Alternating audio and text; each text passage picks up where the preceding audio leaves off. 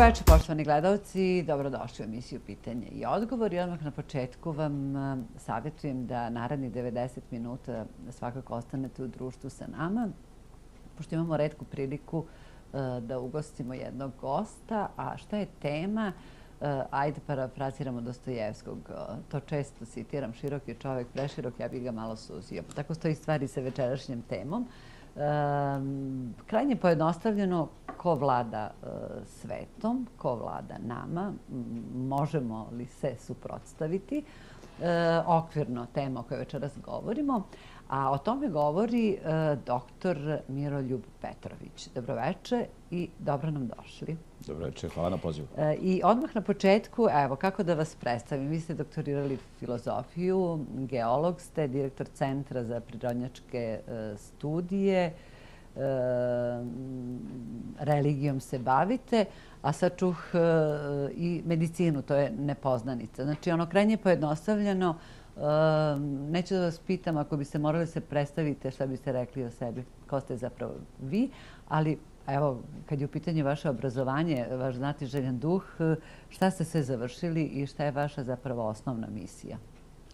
Pa kad me pitaju da se predstavim, ja najviše volim da se predstavim, da kažem da sam direktni potomak Kučkog vojvode Radonje Petrovića, guvernera svih brda, čovjeka koji je imao jednu veliku harizmu, da je uspeo da okupi sva brdska plemena i bratstva u jednoj misiji oslobođenja od ropstva. Tako da to je ovako moja najveća titula, jer kada sam proučavao i krenuo da istražujem tradiciju, to me je ponukalo da krenem da istražujem sve ovo što sam kasnije studirao. Ja sam prvo studirao elektrotehniku zato što kao potomak tog čuvenog vojvode Radonje trebao sam da budem u svemu najbolji. I kad sam bio klinac nisam znao šta ću da studiram i onda sam pitao koji je najteži fakultet, koji je najbolji. Onda su mi rekli elektrotehnika. Iako to mene nije mnogo zanimalo, ja sam to studirao. Međutim, moje pravo obrazovanje je bilo kada sam sa 25 godina došao u te Kuče, odakle potičem, odakle i vojvoda Marko Miljanov čuveni. I kada sam se sreo sa ljudima s koja sam viđao samo jednom kad sam bio 5 godina, sa mojim stricem Mišom Miljanovim Petrovićem, čuvenim guslarom. I onda se moj svet preokrenuo. Vidio sam jedan drugi sistem vrednosti. Tradicija, moral, religija, junaštvo, požrtvovnost. I vidio sam da sam među tim ljudima ja polupismen, da ne kažem nepismen. Dok sam bio u Beogradu i dok sam se kretao po velikim gradovima, ja sam svuda bio najpametniji. Bio sam i u košarci, jedan najboljih i tako dalje. Bio sam nezadovoljan. Kad sam došao među te skromne ljude, ja sam tamo vidio koliko sam siromašan. I onda sam krenuo da istražujem. Teo sam da, pošto sam vidio da se sve bazira na moralu, a temelj morala je religija, krenuo sam prvo da istražujem geologiju, jer geologija je najvažnija naučna disciplina koja će da verifikuje da li je Sveto pismo tačno ili nije. Uzeo sam smer paleontologija, fosili koji pokazuju da li ima prelaznih formi, da se desila evolucija. Geologija je bitna zbog starosti zemlje. Vidio sam da je Sveto pismo u svemu naučno verodostojno. Onda sam krenuo da istražujem medicinu, nije mi se svidela ova zvanična medicina, pa se skopila situacija kad sam imao neka predavanja u Americi, saznao sam tamo da postoje lekari koji neguju tu drevnu medicinu, tu originalnu koja se zasniva na zdravom životu, na higijeni, na svemu onome što su naši preci znali. I to mi je došlo baš onako sjajno. Tamo sam završio medicinu, a pošto me religija jako zanimala, ali iz jednog naučnog aspekta, jer sam hteo da upoznam zakone tog duhovnog sveta i kako to funkcioniše, jer religija se ne bavi samo duhovnim aspektom, bavi se i čovekom i zdravljem. Vi u Svetom pismu imate zakone zdravlja, imate zakone porodice, zakone sreće, zakone krivičnog zakona i tako dalje, a imate objašnjen taj duhovni svet koji je vrlo bitan za ovu priču o novom svetskom poretku o kojem ste želeli da danas pričamo. Znate hebrejski? Tako je, hebrejski sam učio da bi mogao da čitam Sveto pismo i na originalu, ali znate, ako hoćete da proučavate Njegoša, možete da ga čitate na nemačkom, ali kad ga čitate na srpskom, to je pravo razumevanje. Tako isto kad čitate hebrejski, vi onda vidite, možete vi iz prevoda puno da vidite, da se razumemo, ali kad uđete u original, to je jedna potpuno nova dimenzija. Tu vidite takve aspekte koje inače ne možete da vidite. I o tome možemo da pričamo. To je posebna tema. Tako da sam ja doktorirao ja sam, dok smo zajedno, vi i ja, da kažemo, učestvovali u radu televizije Palma, ja sam tamo snimao jedan serijal koji se zvao Čudesa stvaranja i zbog tog serijala meni je zabranjeno da branim magistarski rad na Beogradskom geološkom fakultetu, jer sam govorio protiv evolucije, a u prilog koncepta stvaranja ili kreacionizma. Tako da sam nastavio studije ne na geološkom fakultetu, nego na filozofskom fakultetu i u inostranstvu, pošto ovde nisam bio baš poželjan zbog svojih stavova. Tako da sam u inostranstvu doktorirao na Filozofskom fakultetu na temu povezivanja nauke i religije. Tako da... Sve to što ste otvarali kao teme zapravo je u suprotnosti sa nekim konceptom stvarnosti u kojoj mi živimo i obično kada se te zabranjene teme pokrenu u medijima, onda svi oni koji to rade dobiju etiketu najmanju ruku ili čudaka ili oni koji zagovaraju teoriju zavera. Pre par godina smo videli da je to termin koji je CIA namestila. Ali naravno nećemo se baviti tim manje više, da kažemo, opštim poznatim stvarima. Malo pre, nisam planirala, ali kada smo u domenu teologije čoveka, da li biste mogli onako u kratko pojednostavljenoj formi da kažete, pošto živimo u materialističkom svetu, živimo u civilizaciji uspeha, u jednoj gramzivosti gde svi hoće više, veće i tako dalje.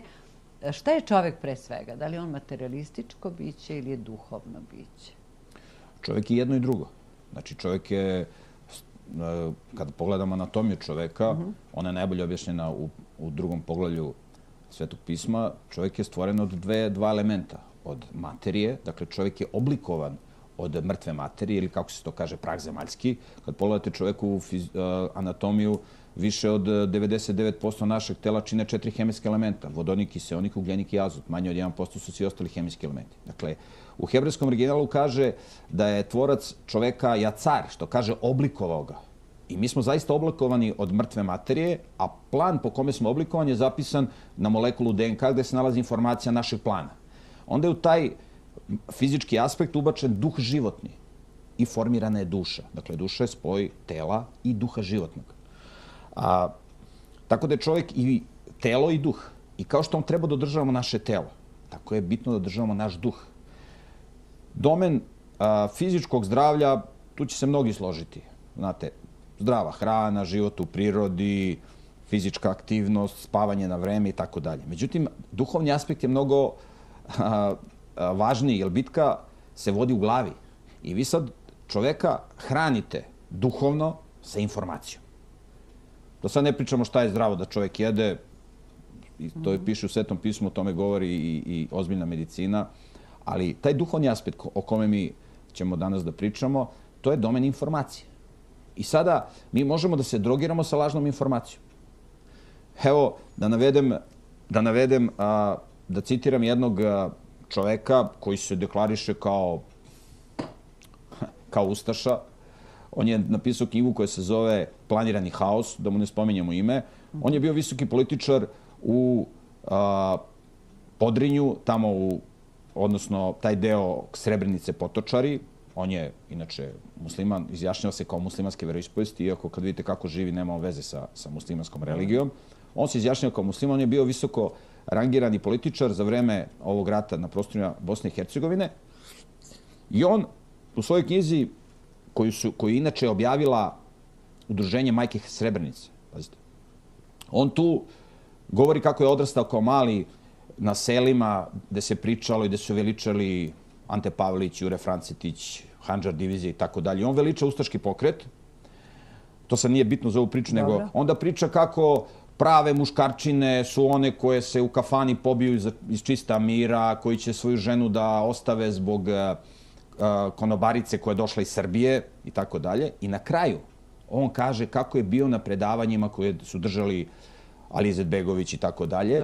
I njega je podstakao taj nacionalni ponos. I on kaže da je nacionalni ponos veća droga od sintetičkih droga, od žena i od alkohola. Čim on to kaže, znači da je on to sve probao. I to kaže za 3 koplja. Znači, nacionalni ponos. Za 3 koplja od sintetičkih droga, od nemoralnih žena i od alkohola. I sad pazite, vi imate falsifikovanu istoriju. Formirate falsifikovane nacije. I vi ljude drogirate sa lažnom informacijom da su oni, ne znam, neka nova nacija, da imaju neku lažnu istoriju. A šta je s nama?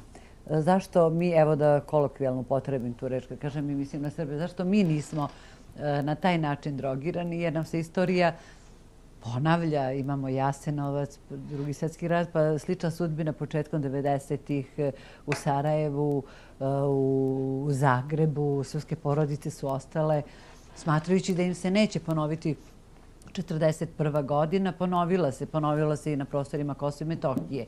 Dakle, zašto smo mi ponavljači istorije? Zašto mi nemamo taj odvremeni mehanizam da razumemo ono što se dešavalo?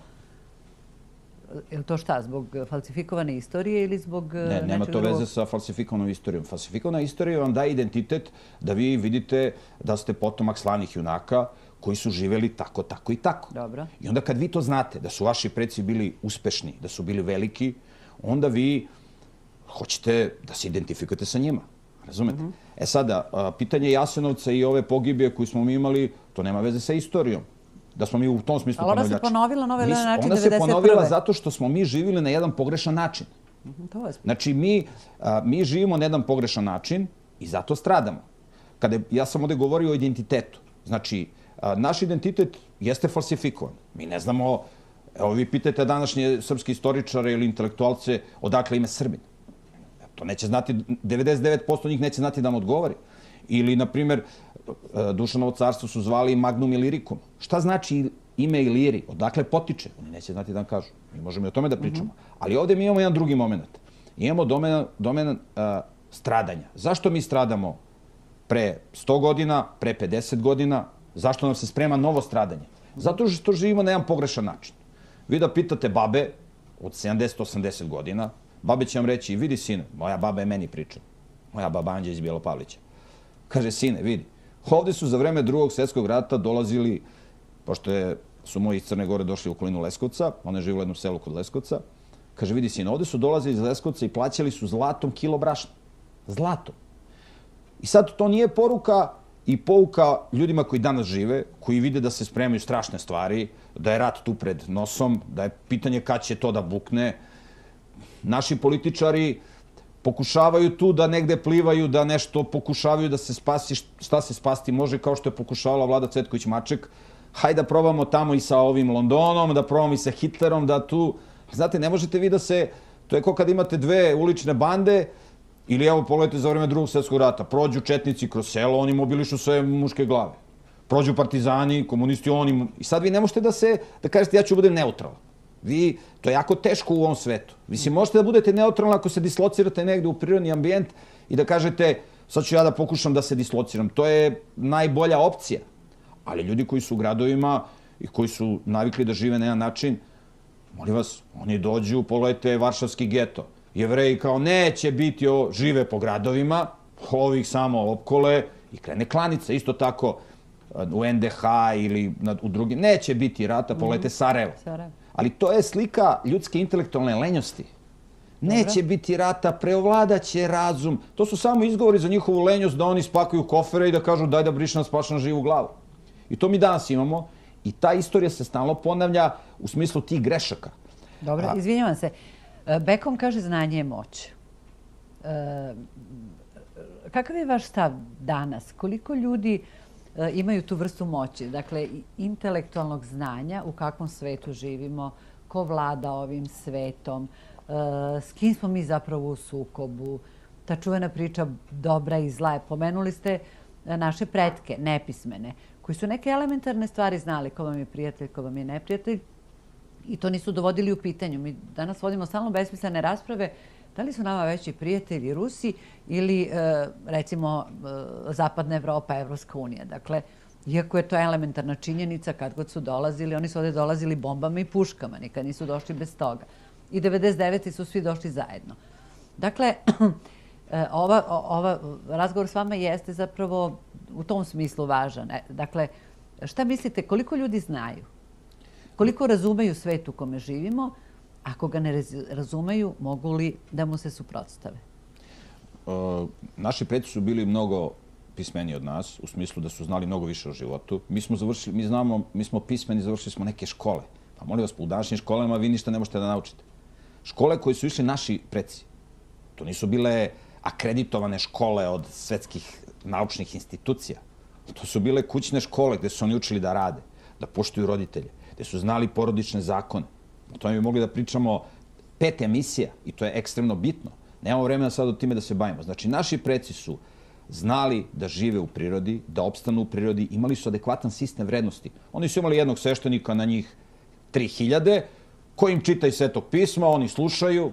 Znate, Biblija je pisana za nepismene jevrejske pastire. Nije u Bibliji neka filozofija koju ne mogu ljudi da razumiju. Pitanje su jednostavne stvari.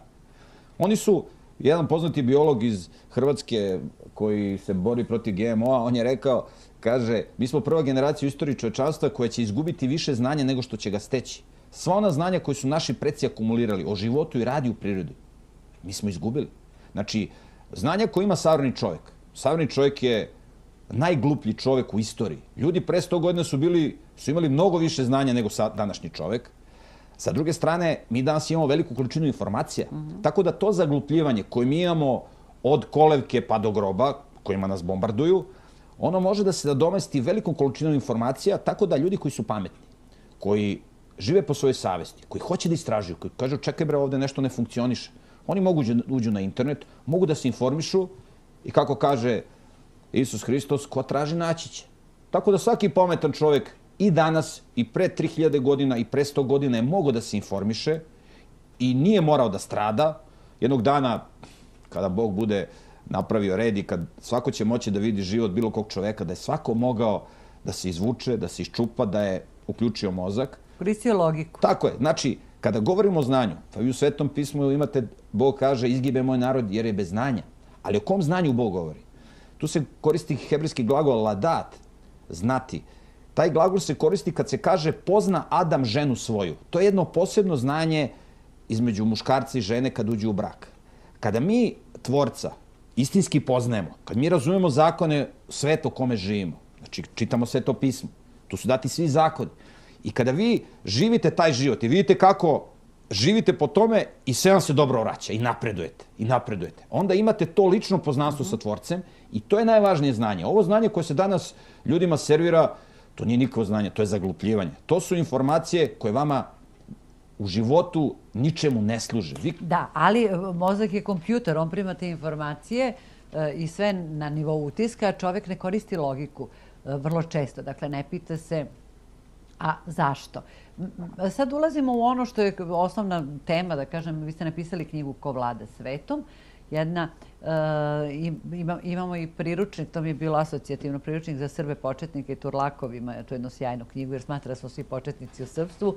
Vi imate sličan priručnik za početnike, ali ne u istoriji, nego u religiji. Da, ja sam napisao knjigu koja se zove Pravoslavlje za početnike. Jer smo svi zapravo početnici, to je tačno u religiji. E sad, da ne napravimo grešku sa mnoštvom informacija, ajmo da pojednostavimo, dakle, mada moji gledalci su involvirani u temu o kojoj mi večeras govorimo. Da bismo razumeli svet u kome živimo, moramo razumeti prvo ko vlada ovim svetom. I šta bi bio vaš odgovor? Običan građanin misli, pa dobro, demokratija, izlazimo na neka glasačka mesta, glasamo za nekog i poštuje se snaga volje građana. Šta vi kažete? Pa ja ću citirati reči onoga koji je stvorio ovaj svet i koji je bio na zemlji pre 2000 godina u ljudskom obličju. On je kazao da ovim svetom vlada Sotona ili Satan na hebrejskom. Sad kad ja to kažem, ljudi, pošto ogromna većina ljudi su teološki nepismeni, da ne kažem polupismeni, ljudi će reći šta ovaj priča. Mi ako ne znamo duhovni svet da postoji, i ako ne znamo teologiju, teologija je najvažnija nauka. Mi ako ne znamo teologiju, mi ne možemo da sadimo luk, a kamoli da se ženimo. Ti stari zakoni koji su naši preci primenjivali za ženidbu, to su biblijski zakoni. Kad pogledate kanon Leke Dukađina, Leka Dukađin je bio čuveni srpski junak, koga su sad svojataju ga i ovi oni. Vi imate tamo jedan zakon koji kaže, koji je potpuno nepopularan, da je žena u kući domaćica oslobođena svih poslova. Kraj priče. Ona ima da se posveti deci, ima sluškinje koju u kući se radi, njoj onda nije problem da rodi 10. Mi sad kukamo, ne znam, o beloj kugi, pa zato su krivi muškarci koji ženama ne mogu da obezbede da funkcionišu. To je danas potpuno neprihvatljivo. Vi sad kad ljudima kažete, to će opet da im bude, da postoje duhovna bića koja mi ne vidimo. Znači, tvorac u Svetom pismu nas ne kaže samo kako da se ženimo, šta da jedemo, kakvi krivični zakone da imamo, nego nam kaže da postoji svet duhovnih bića, koje su izuzetno moćna.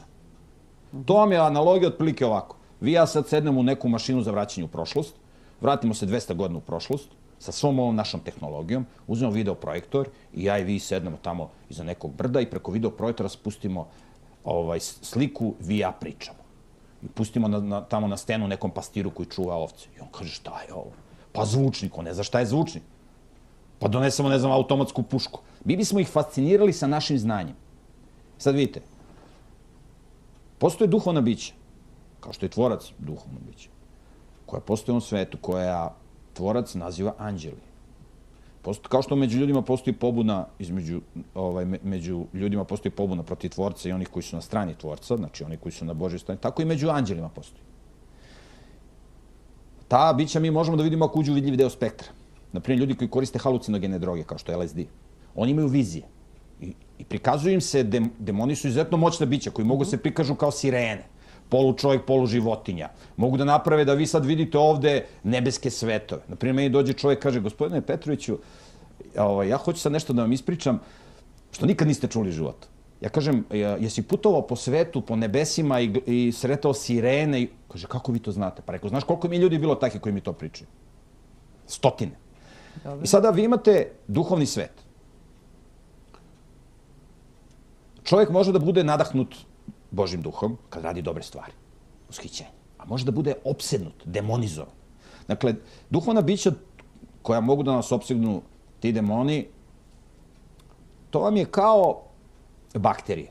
Znači, vi ako ne održavate higijenu, počnu bakterije se razmnožavaju na ovaj, mi se znojimo i bakterije se umnože i mi imamo problema zdravstvenih. To može da bude u crevima, može da bude na koži. Mi ako ne poštujemo, znači, zakone higijene fizičke, to će nam se desiti. Ako ne poštujemo zakone duhovnog zdravlja, na primjer, idemo da se kockamo, idemo da činimo preljubu, idemo da krademo, idemo da lažemo, da ubijamo nevine ljude, onda mi postanemo opsednuti.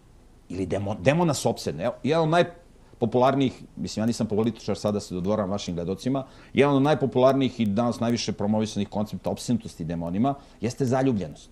To je kad čoveku mozak ne radi, znači on ne gleda osobu suprotnog pola, da li će to da bude dobra supruga, da li će da bude dobar muž. I on je hipnotisan, demonizovan i on ide, on će da ubije i sebe i ljude oko sebe i da rasproda sve u tom jednom bolesnom stanju. Kao kockar. Kad vi uđete, kockari su isto demonizovani ljudi. Ljudi u psihijatrijskim bolnicama, to su sve demonizovani ljudi. Vi njih ne možete lečiti tabletama, oni tablete mogu samo da spavaju. I sad pazite, vi imate duhovni svet. Vi o njemu ne znate ništa. Mislim, ljudi savremeni, ljudi ne znaju ništa. I sad imate vođu te pobune, anđeo, duhovno biće, koji se predstavlja jednom narodu u Indiji kao Šiva, drugdje se predstavlja kao Tamuz, ovamo se predstavlja kao Sotona, ovdje se predstavlja ovako, ovdje se predstavlja onako. I onda on, kao što Bog želi da okupi ljude oko sebe, oko dobrih načela, ovaj pokušava da ljude okupi oko loših načela. Novac. I sad vi imate dva koncepta. Koncept novca. Ako budem imao para, bit ću srećan. Sa parama mogu da kupim sve. Para vrti, de burgija neće. Sa druge strane imate Božji koncept. Ovo je sotonski koncept. I ljudi zbog para će sve da urade. I da promene veru, i naciju, i da prihvate svaku destrukciju, i nemoral, i tako dalje. Sa druge strane, tvorac kaže da je naše najveće bogatstvo dobri ljudi. Znači, koliko ćemo biti bogati od toga koliko imamo prijatelja. Pazite, vi kad imate dobrog prijatelja i nekog ko vas istinski voli, vama možda bude lepo i na livadi, i u šumi, i u zgradi, i u zatvoru. Zato veliki junaci, da im ne spomenjamo sada ovdje imena, koji sede po kazamatima svetskim, srpski junaci, oni su srećni jer imaju sačuvano ono što se zove Božje obličje ili dostojanstvo. Vi čoveka možete da ubijete sa pištoljem, sa sabljom, a možete da ga ubijete tako što mu oduzmete dostojanstvo. To je najgora smrt. Vi ste hodajući mrtvac, živite bez morala, bez dostojanstva. I sad vi imate dostojanstvo i vi ste u zatvoru, nekom kazamatu okupatorskom. A ovdje imate Haškom tribunalu, da preciziramo. Dobro, to ste vi rekli. To sam ja rekla. A ovdje imate neke izdajnike, gnjide, ne znam kako da ih nazovem, koji šetaju ulicama bez dostojanstva, bez morala. Njima može rulja izmanipulisana da aplaudira. To ne vredi ništa. To je kao kad dođete u dom za retardiranu decu i napravite neku grimasu, nešto glupavo i oni vam se smeji kao bravo. Vi trebate da imate aplauz i tapšanje po ramenu od moralnih ljudi, od ozbiljnih ljudi, koji veličaju dobre stvari, koji su junaci, koji se žrtvuju za svoje i da imate blagoslov, odnosno tapšanje na ramenu od Boga. Razumite? Sad, dotakli ste, ako sve da prevedem, dakle, mi živimo u nekom svetu borbe dobra i zla. Apsolutno. Kada se kaže, da, demon, ljudi odmah zamišljaju nekog čoveka sa nekim rogovima, Vi ste to plastično objasnili, sile dobre i sile zla i suštinski naše srce vodi večitu borbu oko toga. Moral, pomenuli ste i vrlo često govorite o moralu. Današnji svet ne računa sa moralom, a kažu da ni moral baš mnogo ne računa, mislim, sa svetom u kome mi živimo. Zašto je moral važan? Zašto je veronauka važna? Praktično od dete kad se rodi, zašto je važno da je uči, da je zna? Zašto je moral jedna od najvažnijih stavki ili obraz, ne znam, ili ono. Mi imamo sad servitudeštvo život bez obraza, stid. Zašto su to važne kategorije za psihičko stanje svakog od nas, za život? Pa vidite, problem ovoga sveta nije ekonomski problem, ni zdravstveni problem, to što imamo puno bolesnih ljudi, nego moralni problem. Znači, zašto ekonomija, zašto danas umire 40.000 ljudi, 40.000 dece svakog dana u Africi? Moralni problem, ne zato što nema hrane na zemlji. Oni bacaju hranu u more da bi držali visoku cenu. Znači, moral je bitan ako ste zainteresovani za Božji koncept stvaranja dobrih ljudi. Ako ste zainteresovani za koncept satanizma, gde zadovoljstvo ne proističe prijatelji, deca, dobri ljudi, nego novac. Ljudi koji imaju novac, kako ga troše? Troše ga na drogu, troše ga na nemoralne žene i troše ga na uništavanje drugih ljudi. To je koncept satanizma. Vi ako slušate ispovesti ljudi koji su bili u satanističkim sektama, postoje satanističke sekte na različitim nivoima. Postoje ovi klasični sektaši, postoje tajna društva. Koncept je potpuno isti. Ako hoćete vidite kako funkcionišu tajna društva i kakvi su to rituali, pogledajte film Širom zatvornih očiju, ali to je isti model. Imate drogu, znači u satanističkoj sekti imate, znači drogirate se, posle toga imate orgijanje i imate da se kolje životinja i pije se krv. Na višem nivou vi isto imate drogu, orgijanje i kolju se ljudi i pije se njihova krv. Kako živi savremeni čovek? Ljudi koji se bave biznisom, oni gaze po lešima. 70% radnika samo u Srbiji nije primilo platu na vreme. Znači, njih ne zanima da li će to dete od tog radnika što tu radi sutra da jede. Znači, oni novac, kad pogledate s kim se žene, sve se žene s nekim nemoralnim ženama, pa posle razvodi, luda kuća i tako dalje.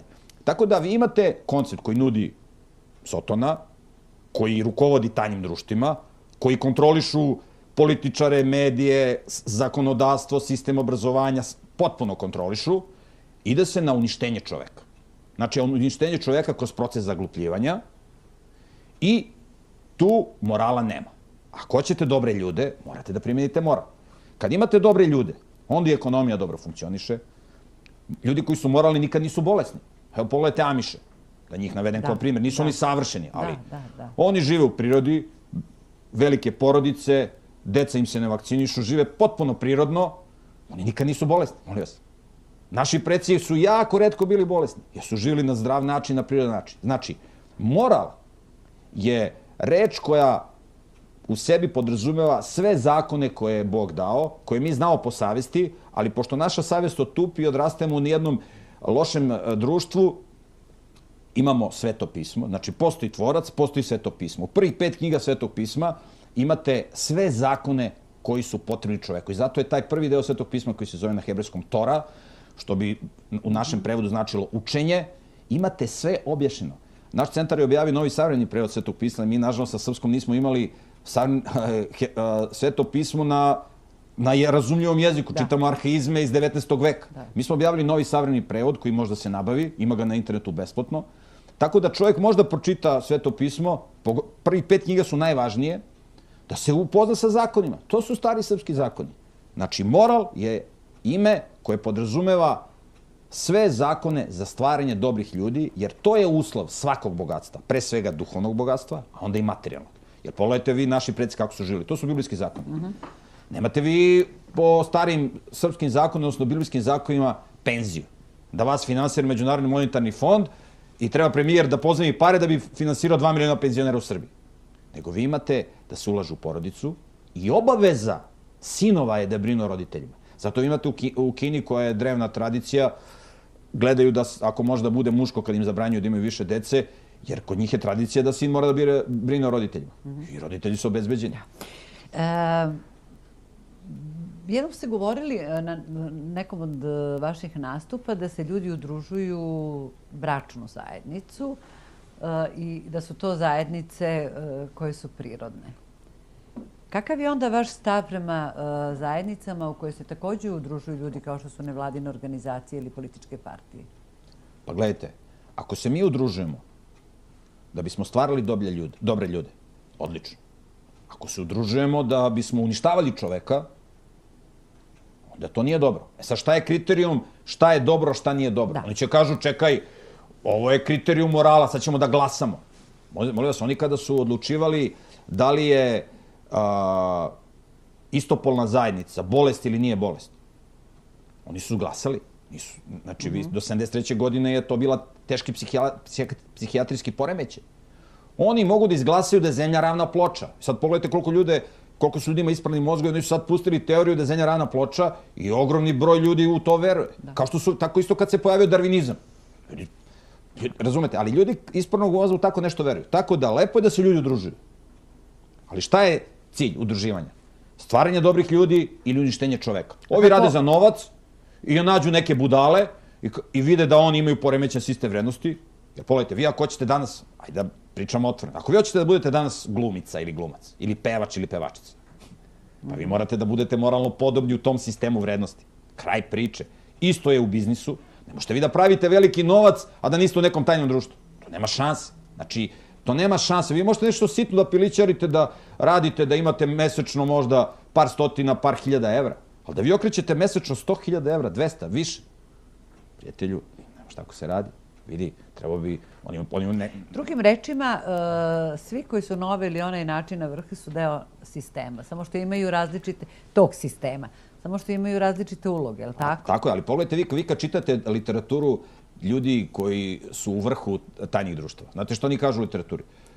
Ogromna većina članova tajnih društava ne zna pravu pozadinu tajnih društava. Oni se uključuju u tajno društvo. Ja znam ljude, imam prijatelje koji su članovi tajnih društava. Oni su se tu uključili zbog materijalnog interesa. Znači, uključio sam se, razumete, to je ko kad sam ja pitao moju majku pre, ne znam, 40 godina, 35, rekao, a dobro, zašto si mama ti, ja nisam znao šta je Savez komunista. Što si ti član Saveza komunista? Pa znaš, sine, to ti je, ti kad radiš, sad kad funkcioniš u ovom svetu, u ovom društvu, to kad si član, to ti je ovako kao neka preporuka, znaš, to je dobro. Ona ne razume tu priču, ona dođe tamo, odrobija to što dođe na taj sastanak tih Saveza komunista. Ali to je tačno. Ali to, sad tako isto i ovde. To je karta za uspeh. Tako i ovde. Vi, ja znam ove ljude koje ja znam koji su člani tajnih društva. Oni nemaju pojma šta je to. Kaže, ja sam tu Miroljube, znaš, evo imam neku televiziju, morao sam negdje da se učlanim, ili znaš, vidio sam da će da mi oduzmu televiziju. Ja sam sad, da li ću tamo, da li vamo, i on je ušao u tu priču, da bi, šta je pozitivno? To njega ne zanima. I onda kad ga ovi pozovu tamo, vidi, ima naš prijatelj, čovek, treba da mu se završi ovo, nikakav problem nije. Takvi ljudi ne moraju ni da plaćaju porez. A sad mi govorimo... Ali sutra, ako ti hoćeš da izađeš, znači evo ti privilegija, ova. Sutra hoćeš da izađeš. To je ono, znate, dala baba dinar da uđe u kolo, pa sad ne može da izađe. A, hoćeš da izađeš, samo mu napakuju. A nisi platio porez, prijatelj. A ovde si manipulisao, pa mu ovde podmetnu prostitutku neko pa ga snime. Odmah kako kompromituje ovako. Tako da kad vi uđete u to kolo... Lako je ući, ali teško izaći. Kad vi uđete u tu priču, to je kao kad uđete u kockarnicu. Sve dobijete. Krenula se emisiju sa tom pričom kao vlada sveta. Sad govorimo o tom nekom nižem nivou. Mnogi ljudi ulaze u tajna društva zato što nisu istinski vernici, nisu religiozni i misle da je to neka karta za neko bolje mesto i uopšte u tom svetu živimo i malo pre ste rekli šta nudi demon. Nažalost, to što on nudi vlast, moć, novac je zapravo san najvećeg možda, a možda i grešim, volila bi da grešim, broja ljudi. Ono što nudi, mislim i... Najvećeg broja ljudi, pa ne ogromne većine ljudi, ne najvećeg broja, nego ogromne većine. To što nudi Gospod, o čemu pričate, dobro, to je, kako kažem, privilegija retkih da razumeju, da shvate i da zaista žive takav život, jer ti koji žive takav život veruju onaj, da kažem, posle ovog zemaljskog života. I sad, nadam se da ćemo biti, kako kažem, dovoljno jasni u artikulaciji toga. Ti koji su u tim tajnim društvima, ajde da kažemo da je to neki najniži nivo. To ko vlada svetom, imamo mnogo ljudi koji izlaze sa najrazličitim informacijama. Transnacionalne kompanije, razna tajna društva koje drže medije, koje drže političare. Vi ih delite na dve, rekla bih, osnovne vrste, na masone i jezuite. Ako sam ja dobro prostudirala ono što radite. Krajnje pojednostavljeno, kako sam ja razumela, masoni, to je zapravo, to su anglosaksonci, to su američke države i to je Velika Britanija. Tu su masoni jaki, a jezuiti to je ovaj deo Evropske unije. Sad sam ja to pojednostavila na najbanalniji način, ali prosto ono da objasnim. I ta podela postoji u našem društvu i u svim društvima okolo. Onda ste vi na nekim predavanjima lepo objasnili, kaže, vidite, sad je ovaj političar uhapšen, a on je uhapšen zbog toga i toga. Onda je pušten i zbog toga i toga, ali nažalost ne možemo baš ići tako direktno.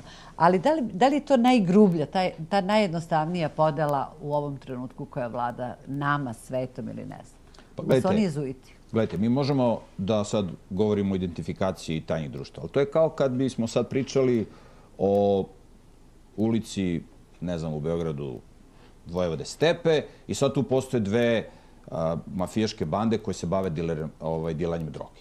I sad oni se sukobljavaju između sebe. Jedni su dileri droge i drugi su dileri droge. Sad, ko je vođa ovog klana, ko je vođa ovog klana, to je nebitno za nas. Za nas je bitno da nismo u toj priči, da se od toga dislociramo. Znači, ako je ulica Vojvode Stepe nebezbedna za život jer vladaju te bande dilera droge, dalje se selimo odatle. Razumete? Lenjici će kažu, ma gde sada prodajem stan, ovo da idemo... Kada govorimo o tajnim društvima, ono što je bitno, vi u tajnim društvima imate klasifikaciju, imate nivoje, prvi, drugi, treći, najviši je 33. u nekim tajnim društvima. Ali šta je tu poenta? Poenta je da oni koji su u vrhu, oni razumeju suštinu priče. Mislim, ni oni ne razumeju. Naprimjer, kad vi čitate šta kažu najuticajniji članovi tajnih društva, oni smatraju da je Sotona, s kojim oni direktno komuniciraju. Imate jednu sjajnu knjigu koja se zove Moj beg od demona, koju je pisao Roger Norm. Znači, Moj beg od demona, imate na internetu besplatno. Tu tačno možete da vidite kako demoni, sam Sotona, dolazi na sastanke tih ljudi koji su u samom vrhu. I oni smatraju da je Sotona nepravedno zbačen s neba, da je on pravi uređivač svemira i oni u to zaista veruju. I oni hoće da naprave svet koji će da bude slobodan, da će svako moći da radi šta hoće. Sotonski svet. A da ove koji prihvataju pravog tvorca da ih eliminišu. I oni kažu, gledajte, piše u Svetom pismu da će Bog da dođe da napravi red na zemlji. Ali ako mi počistimo sve i pobijamo sve sledbenike tog Boga, onda je to naša planeta, šta on ima ovde da dolazi kad smo mi ovde, razumijemo? I oni tako da, ti ljudi u hijerarhiji tajnih društava, koji sve kontrolišu, znači medije, to su ljudi koji su u toj priči teološkoj i oni veruju da zaista Sotona postoji i oni učestvuju u tim ritualima i prinošenju ljudskih žrtava i tako i tu se svašta radi. I orgijanje, to je za njih provod. Ovi ispod, svi ostali, možda bude mason 32. stepena, da pojma nema šta se dešava. Imate na internetu iskustva ljudi, ne znam, u nekim tajnim društvama. Dođe do visokog stepena, čak i najviši stepen, on ne zna pozadinu. I sad on je tu na višem stepenu zato što on bolje može da manipuliše. Mi sad možemo da pričamo koje tajno društvo kontroliše koje države na svetu. Nebitno, ali to je potpuno nebitno za našu. Za našu priču je bitno da mi živimo u skladu sa prva 3 poglavlja, samo nek čovjek pročita prva 3 poglavlja Svetog pisma. Čovjek je stvoren da živi u prirodi, da radi u prirodi. To je najzdravija fizička aktivnost za čovjeka i mentalna. Vi kad imate 5 ari zemlje, vi možda prehranite celu porodicu. Da živite sa svojom decom. Prva zapovest u Bibliji, rađajte se i množite se. Ako hoćete da budete bogati, treba da imate puno dece. Ali da biste imali puno dece, morate da prihvatite zakone porodice. A to je da muž treba da obezbedi svojoj ženi da bude princeza. Da ima najvažnija stvar za čoveka, za muškarca u životu. To nisu pare, kola, kuće, milioni u banci. Dobra žena. Ti kad imaš dobru ženu, koja je u stanju ne samo da rodi, nego da ih vaspita. Može da rodi žena za novac. Onda si ti bogat, imaš ljude koji te vole. I onda si ti bogat, imaš ovi što imaju puno para. I svi ti u tajnim društvima. Oni nemaju nijednog prijatelja. Oni oko sebe imaju ulizice. Te žene sa kojima su se kao bajagi oženile, oni ih tolerišu dok imaju para, dok imaju te beneficije. To nije iskrena ljubav. Razumete?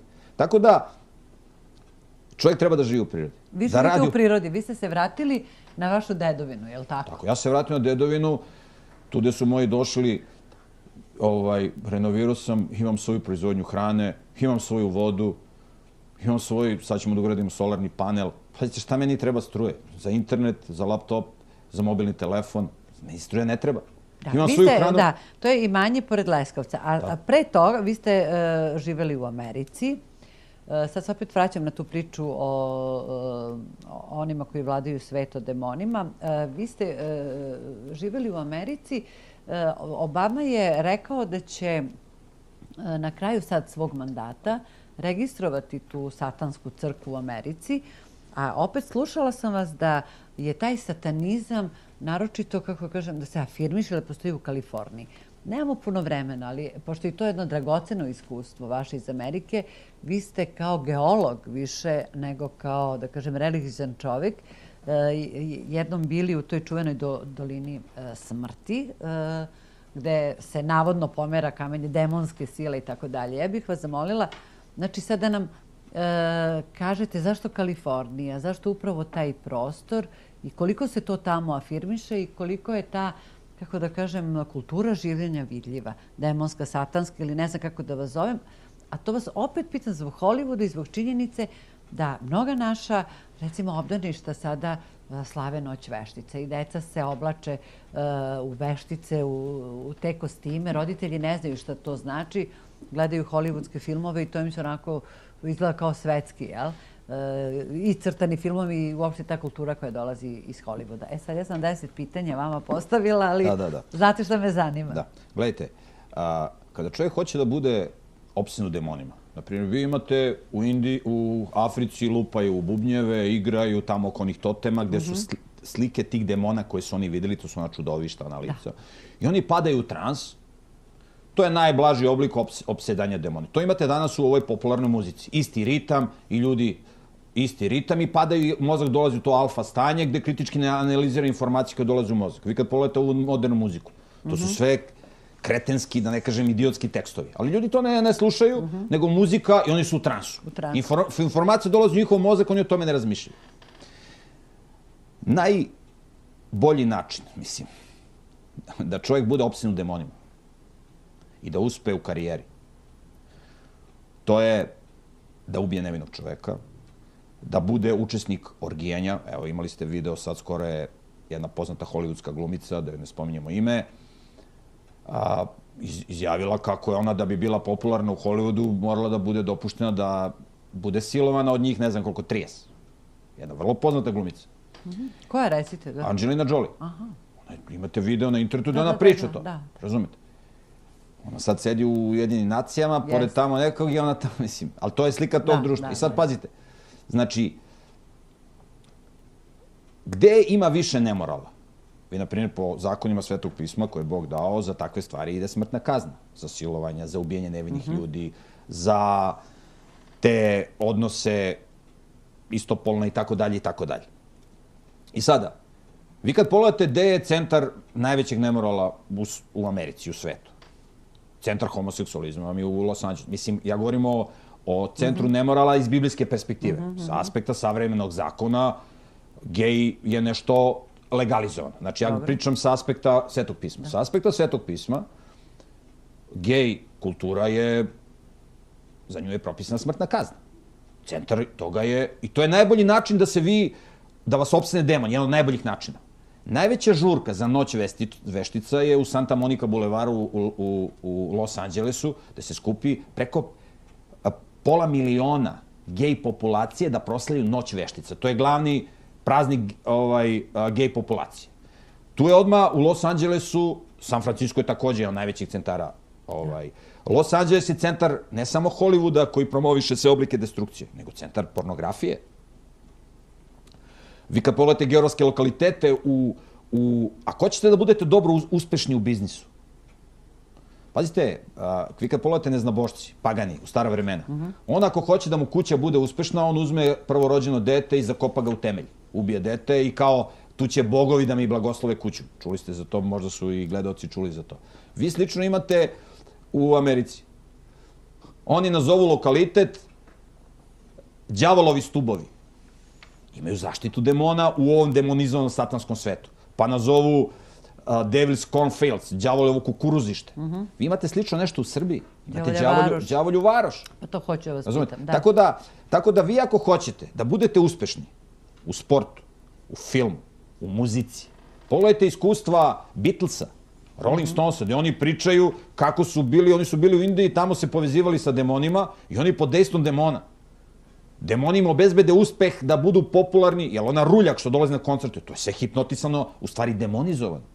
Tako da vi ako hoćete uspeh u ovom svetu, povežete se sa demonima i u sportu. Ja sam pisao neke tekstove koji nisu popularni u ovom društvu vezano za neke sportiste koji su direktno na vezi sa demonima, nisu svesni. Ljudi koji su demonizovani, oni misle da su povezani sa Bogom.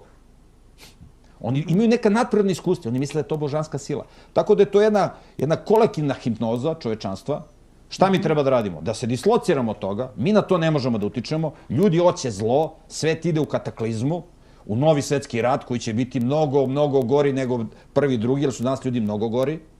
Imaju na raspolaganju mnogo ubojiti oružje nego u drugom svetskom ratu. Tako da ova nova klanica koja se sprema, to će da bude užas svih užasa. Zato. Je li to klanica dobra i zla?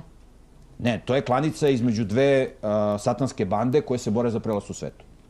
Kako se sačuvati, poslednje pitanje, kako opstati u ovom svetu? Vi ste izabrali način, vratili ste se na vašu dedovinu, na imanje.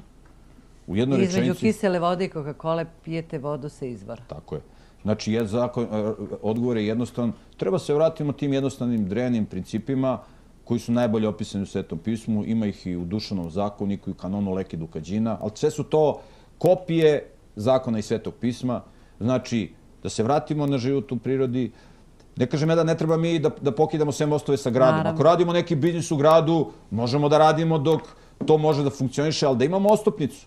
Da našu decu vaspitavamo u zdravom ambijentu, da ih kućno obrazujemo, kao što je naš Gospod Isus Hristos, on je učio školu od oca da radi kući. Znači, deca treba da uče od roditelja da rade, ali roditelji prvo treba se nauče radi, jer roditelji ne znaju ništa da rade, znaju da rešavaju matematičke probleme i da se bave nekim budalaštinama. Znači, da se vratimo, ovo je pitanje opstanka isto kao Lot. Znate, kad je bilo uništenje Sodoma i Gomora, Bog kaže Lotu, izađi iz Sodoma. Njegova žena hoće, neće, njegova deca, izlazi i spašava živu glavu. Znači, ovo je pitanje života ili smrti. Ko je pametan? Neće imati izgovor da ide. Živiš u prirodnom ambijentu, osposobiš se, obučiš se šta je zdravo da se hrani, vi možete da se prehranite na 5 ari i funkcionišete srećni. Šta će oni da se kolju? Nuklearne bombe, trovanje, chemtrail, ma ne interesujem. Imam moju vodu, imam moju hranu, imam moju šporetna drva, mogu da imam sve, imam svoj podrum za zimnicu i šta će oni da rade? Ne zanima me. Ja se družim sa mojim ljudima, sa mojim prijateljima, sa mojom decom i živim potpuno izolovan. Da, ali ima ono, pustio bi je njega, ali neće o mene. To je divno, pod uslovom da ne budu oni hteli nas. Teško da se bilo ko može sačuvati u tom opštem haosu, no svejedno, ja vam se zahvaljujem što ste bili gost, zahvaljujem se pre svega što pišete vredne i sjajne knjige, našim gledalcima informacija. Za sve one koji žele da imaju vaše knjige mogu da se javljaju na naše telefone u redakciju. Mi ćemo im dati vaš kontakt. Mogu samo još jednu rečenicu za kraj, pošto ste ovo sad spomenuli. Znači, možda se desi što bi narod naš rekao da će i nama da zaigra mečka na vratima. Ali pazite, najvažniji događaj u istoriji je vaskrsenje Isusa Hrista. Kad je Isus ustao iz groba, Isus je obećao da će sve nas ponovo da stvori. Jedne na večni život, čovjek je stvoren da živi večno, jedne na sud. Znači, ne treba da se bojimo smrti. Znači, smrt je samo prekid ovog zemaljskog života i početak večnog. Znači, ja se ne bojim smrti. Zato što ću biti na Božoj strani, znači biti na strani života i na strani tog vaskrsenja kada će Bog da vaskrsne. Tako da ne treba ni oko toga da se brine. Da, naravno, pa to smo negde i rekli, ovi koji veruju ne boje se smrti. I uopšte čovjek koji veruje u Boga ne boji se ni ljudi. Tako je. Hvala vam još jednom. Blok reklame, očekujemo ulazak našeg sledećeg gosta.